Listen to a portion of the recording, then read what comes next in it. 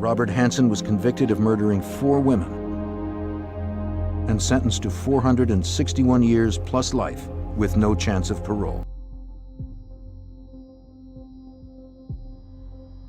The death of Sylvia Lyons. The trial, they call this case the single worst crime perpetuated against an individual in Indiana's history. Sylvia and Jenny Lyons were born to 2 carnival workers who regularly traveled around the country. During one of their parents' trips in 1965, the girls were left in the care of Gertrude Banishevsky, who agreed to house them for a weekly $20 payment. When this money began coming in late, Banishevsky took out her anger on the Lyons girls. Eventually, she directed the extreme abuse almost entirely at Sylvia, sometimes to the point of starvation. Gertrude made her a prisoner. Gertrude encouraged others to physically abuse her, to emotionally abuse her, and she abused her. Sylvia's maltreatment came not only from Banishevsky, but also from her children and other neighborhood kids, culminating in Sylvia's tragic death on October 26, 1965. Banishevsky served less than 20 years in prison, while the others arrested for the crime were handed much shorter sentences. And to know that you're responsible for taking someone's life is real hard to live with. Banishevsky died 5 years later. The crimes of Jerry Brutus. Born in Webster, South Dakota in 1939, Jerry Brutus developed a fetish for women's shoes at a very young age. As he grew older, this obsession manifested in the form of attacking women, only to steal their shoes and keep them for himself. Jerry Brutus was married. There was nothing really that made him stand out. But yet behind closed doors, he was into a variety of fetishes, yet nobody would ever know because he was doing it within the privacy of his own home. When the bodies of Linda Saley and Karen Sprinker, 2 young Oregon women, were discovered in the Long Tom River in 1969, police were quick to identify similarities in their deaths. They questioned students at the nearby Oregon State University and were led to Brutus, who later confessed to the murders in gory detail. Jerry took pictures of his victims in select clothing. Brutus opted for a guilty plea and was sentenced to 3 consecutive life terms. He died of liver cancer in 2006 while incarcerated. Dennis Rader, the BTK Killer.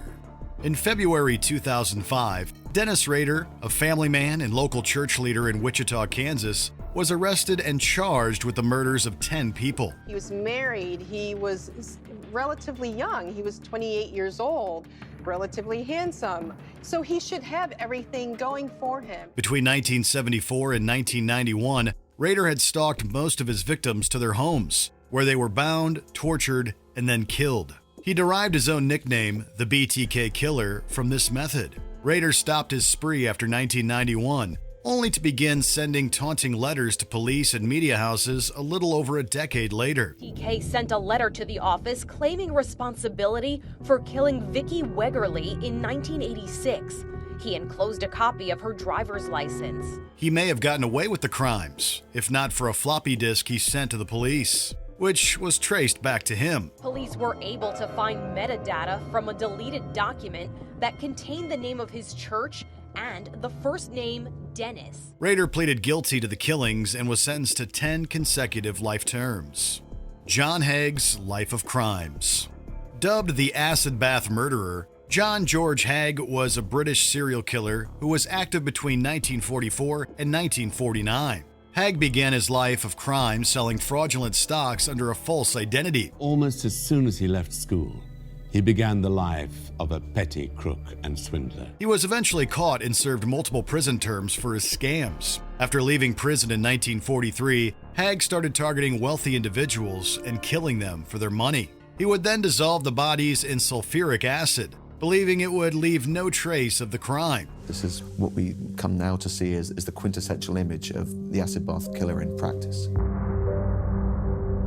Haig claimed 5 lives in this manner without getting caught, but his 6th victim would prove to be his downfall. At his trial, Haig pleaded not guilty by reason of insanity, but regardless, he was convicted and executed by hanging. Nobody was fooled by these claims of drinking blood and forests of crucifixes and things like that. It had clearly been a ploy. The disappearance of the Sauter children. George and Jenny Sauter, alongside 9 of their 10 children, were asleep on Christmas Eve 1945 when their Fayetteville, West Virginia house caught fire. The couple managed to escape with 4 of the children, but all attempts to rescue the other 5 trapped upstairs proved futile. And the 5 of them shared 2 bedrooms between them, both rooms upstairs. The family initially believed all 5 children died in the fire, only to find no remains of them in the rubble. Authorities scavenged the ashes of the fire looking for the remains of the 5 missing Sauter children, but nothing was found, and they were presumed dead due to the fire. Despite multiple theories and investigations at the state and federal levels, the case turned up no new leads and eventually grew cold. Soon after the fire, George and Jenny began to suspect their children were not dead, but instead kidnapped, believing the fire was deliberately set as a diversion. For decades, the Sauter family kept up a billboard at the site offering a $5,000 reward for any information about the disappearance. It was, however, taken down after Jenny's death in 1989.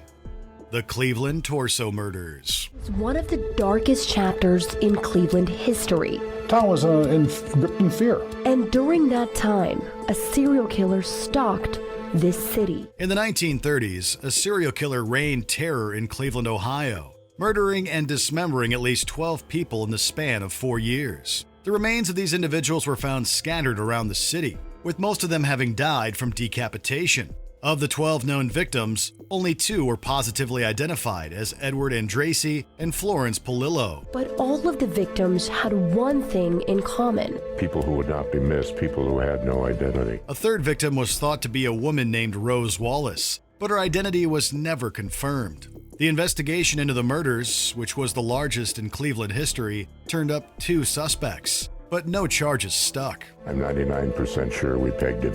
And the belief that this face, this man, is Cleveland's torso killer. Francis Edward Sweeney.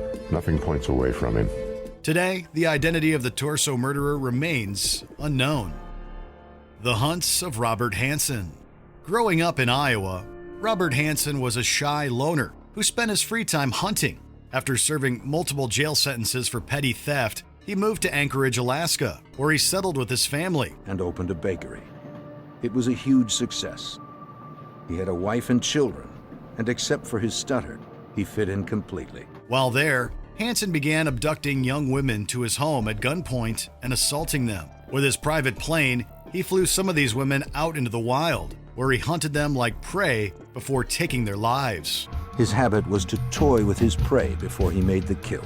In total, Hansen killed at least 17 women. With the help of one of his victims who escaped, police were able to nail Hansen in 1983 and succeeded in sending him to prison. Robert Hansen was convicted of murdering 4 women and sentenced to 461 years plus life with no chance of parole. He died in 2014 of natural causes. The murder of John Price. In 2001, Catherine Knight became the first woman in Australian history to be sentenced to life imprisonment without parole. But what was most surprising was when you did see her, just how terribly ordinary she looked. She could have been a librarian. Her crime was the gruesome murder of her romantic partner, John Price. Price had kicked Knight out of his house after years of living together, during which she was reportedly violent towards him. His children say that there were scars on his body from where she'd stabbed him and hit him. On the night of February 29, 2000, Knight returned to Price's house and stabbed him repeatedly before doing and planning far more heinous actions. I just couldn't believe that one human being, either male or female, of our species could carry out such a calculated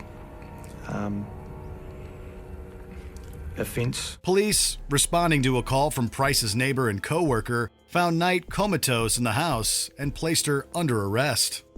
The Isabella Stewart Gardner Museum Heist.